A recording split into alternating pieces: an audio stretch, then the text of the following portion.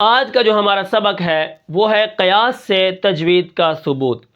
جیسا کہ آپ کو معلوم ہے کہ ہمارا جو سبق کا سلسلہ جاری ہے وہ یہ ہے کہ قرآن کے اندر میں نے آپ کو تجوید کا ثبوت دیا تھا، حدیث کے اندر میں نے آپ کو تجوید کا ثبوت دیا تھا، اجماع امت کے اندر بھی میں نے آپ کو تجوید کا ثبوت دیا تھا، اور قیاس کے اندر آج جو ہمارا سبق ہے وہ ہے قیاس کے اندر تجوید کا ثبوت۔ تو یہاں پر میں نے 3 ثبوت لکھے ہوئے ہیں، تو چلیے سبق کو شروع کرتے ہیں۔ سب سے پہلے نمبر 1، قرآن عربی ہے اور تجوید کے قواعد کے خلاف پڑھنے سے بعض دفعہ کیا ہو جاتا ہے، عجمی بن جاتا ہے۔ مثلا ضاد کی جگہ ڈال پڑھ دینا، ٹھیک ہے، اسی طرح یا حرکتوں کو مجہول پڑھنا۔ اب کیا مطلب، جیسے اکثر آپ نے دیکھا ہے کہ ضاد کی جگہ ڈال پڑھتے ہیں، ولدالین، ٹھیک ہے، یہ کیا بن جاتا ہے، عجمی بن جاتا ہے۔ عجمی کا کیا مطلب، عربی کے اندر ڈال نہیں ہے، ٹھیک ہے، ولدالین یا تو اسی کے ایک حرف کی جگہ دوسرا پڑھ دینا یہ بھی غلط ہے،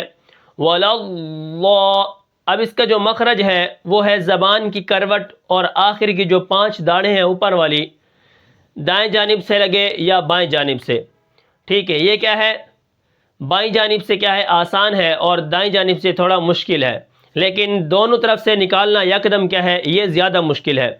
اسی طرح اس کو کیا پڑھتے ہیں، ڈال پڑھتے ہیں، یہ ڈال یہ کیا ہے، قرآن عجمی بن جاتا ہے، ٹھیک ہے۔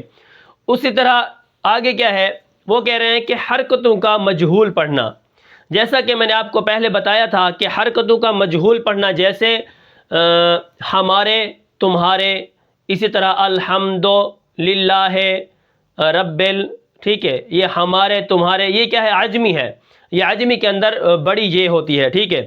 تو قرآن اس طرح نہیں ہے، ٹھیک ہے، قرآن کس طرح ہے، الحمد الحمد الحمد الحمد للہ للہ رب ٹھیک ہے۔ یہ حرکتوں کا اگر ہم مجہول پڑھیں گے تو یہ قرآن عربی نہیں بنے گا، پھر یہ عجمی بن جائے گا۔ جو عجمی زبان ہوتی ہے اس کے اندر ڈال ہوتا ہے، اس کے اندر چے ہوتا ہے، اس کے اندر اسی طرح کھے بھی ہوتا ہے، اور اسی طرح اس کے اندر ٹے بھی ہوتا ہے، تو یہ عجمی ہے، ٹھیک ہے۔ لیکن عرب کے اندر ڈال بالکل نہیں ہے، ولدالین یا دال پڑھ دیں پوری صاف، نہ دال ہے نہ ڈال ہے، ٹھیک ہے۔ یہ اس کے مخرج سے ادا کریں گے تو آپ کو پتہ چلے گا، نہ زال کی آواز ہوتی ہے، نہ زا کی آواز ہوتی ہے، نہ وا کی آواز ہوتی ہے، اور اسی طرح آپ جب اس کو ادا کریں گے صحیح طریقے سے تو یہ کس طرح آواز آئے گی، جیسے ولا، ٹھیک ہے، نہ زال کی نہ زال کی نہ زال کی آواز ہوگی، نہ زا کی آواز ہوگی، اور نہ وا کی آواز ہوگی، سمجھ آ گئی۔ یہ ضاد کی اپنی آواز ہے، نہ ڈال کی آواز ہوگی نہ دال کی آواز ہوگی۔ اسی طرح ہم نے سب سے پہلے کیا کرنا ہے، قرآن عربی ہے، اس کو عجمی نہیں پڑھنا، ہمارے تمہارے، سامع اللہ لمن حمدہ، ٹھیک ہے۔ یہ جو اب حرکتیں کیا ہیں، 2 ہوتی ہیں، یا تو زیر میں ہم مجہول پڑھیں گے للہ ہے، یا پیش میں 2، ٹھیک ہے۔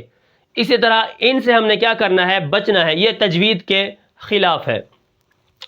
اس کے بعد جو دوسرا قیاس ہے وہ ہے قرآن لفظ معنی دونوں کا نام ہے۔ اب قرآن جو ہے وہ لفظ و معنی دونوں کا نام ہے۔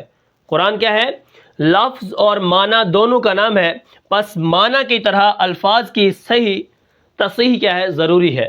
جس طرح ہم معنی کو کیا کریں گے، معنی کو صحیح کرنا ہے، اسی طرح الفاظ کو بھی ہم صحیح پڑھیں گے۔ کئی دفعہ ایسا ہوتا ہے کہ ہم معنی کو کیا کرتے ہیں، ہم لفظ کو اتنا غلط پڑھتے ہیں کہ معنی تبدیل ہو جاتا ہے، ٹھیک ہے۔ اسی طرح آپ دیکھیں تجوید کتنا ضروری ہے۔ عربی کے اندر قلب، جو قاف موٹا ہوتا ہے، اس کے ساتھ اگر قلب کہا جائے تو وہ اس کا مطلب ہوتا ہے دل، ٹھیک ہے۔ اسی طرح اگر آپ کاف باریک لے آئیں گے قلب تو اس کا مطلب ہوتا ہے کتا، ٹھیک ہے، ٹھیک ہے، جیسے فی قلوبہم مرض، ٹھیک ہے۔ اسی طرح کلبہم باسط ذراعیہ بالوسید، ٹھیک ہے، کلبہم سیقولون ثلاثۃ رابعہم کلبہم، یہ کتے کی یہاں پر مثال دی ہے کہ جو اصحاب کہف کے ساتھ تھا۔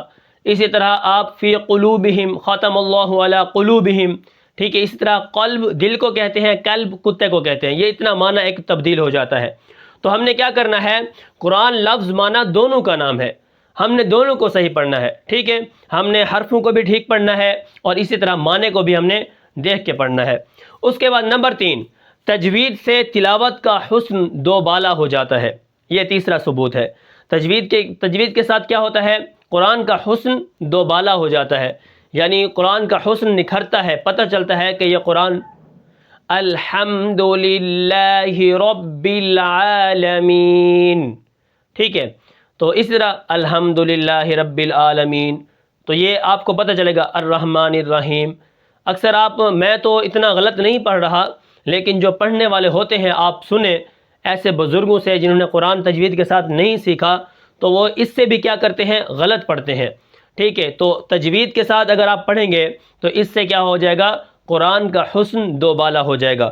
تو یہ قیاس سے 3 ثبوت تھے جو میں نے آپ کو دیے ہیں۔ انشاءاللہ آگے جو ہمارا سبق ہے وہ ہے فقہ کے اندر ثبوت دیں تجوید کا، فقہ کے اندر، ٹھیک۔ تو ہمارے ثبوت کون کون سے ہو گئے ہیں؟ قرآن بھی ہو گیا، حدیث بھی ہو گئی، اجماع امت بھی ہو گئی، اور آج جو ہمارا ہے وہ ہے قیاس۔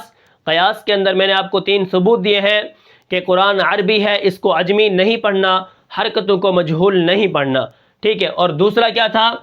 یہ قرآن کیا ہے؟ لفظ و معنی دونوں کا نام ہے، ہم نے دونوں کو صحیح پڑھنا ہے۔ اس کے بعد کیا تھا کہ تجوید کے ساتھ حسن دو بالا ہو جاتا ہے، حسن نکھرتا ہے تجوید کے ساتھ، قرآن کو اچھا پڑھنا، اس سے کیا ہوتا ہے؟ قرآن کا حسن نظر آتا ہے۔ اس کے بعد کیا ہے؟ ہمارا جو اگلا سبق ہے وہ ہے فقہ سے تجوید کا ثبوت۔ تو انشاءاللہ پھر ملتے ہیں اگلے سبق میں، تب تک کے لیے مجھے اجازت دیجیے، اللہ حافظ۔